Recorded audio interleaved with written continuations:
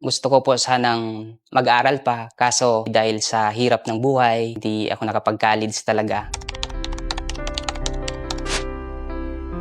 Ako po si Jeffrey Bonifacio from Catanduanes. Ang father ko po is farmers. Mother ko naman is housewife dun sa Bicol. 9 kaming magkakapatid and pangalawa po ako. So ang family po namin is mahirap po talaga. Parang sakto lang kung ano lang yung nandyan sa lamesa, yun lang talaga yung pinagkakasya namin. Kaya sobrang hirap talaga ng buhay. Gusto ko po sanang mag-aral pa kaso hindi natuloy dahil sa hirap ng buhay.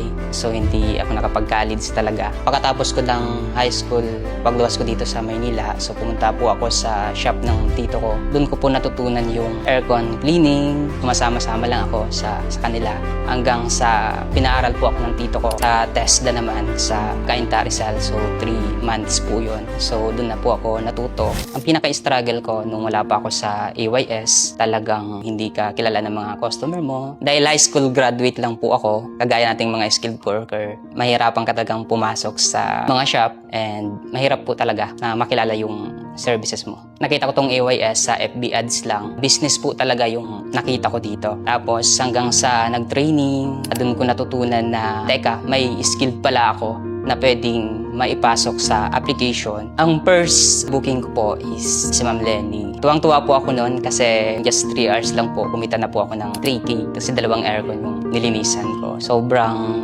thankful ko po talaga kasi pinasukan tayo ng booking. Malaki talaga siya kasi since ako ay neopreneur din. Bukod sa kumita na ako dun sa binuking ko, may 10% pa ako pabalik sa akin. Sa kagaya kong service provider, malaking tulong po talaga siya kasi nakakapag-abot na po tayo sa family natin sa Bicol, sa mga magulang natin. Thankful po ako na part po ako ng AYS and tuloy-tuloy na makuha ko pa yung goal ko na mas lalo pa akong makatulong sa family ko and maabot ko pa yung mga pangarap ko sa buhay. Dito kasi sa AYS walang discrimination, lahat pwede dito. Kahit na even ako hindi ako nakakapag-college, high school graduate lang po ako. Karoon po ako ng mga booking na dito, so nakikilala na po yung app natin. And isa tayo sa mga pinapadala sa mga artista.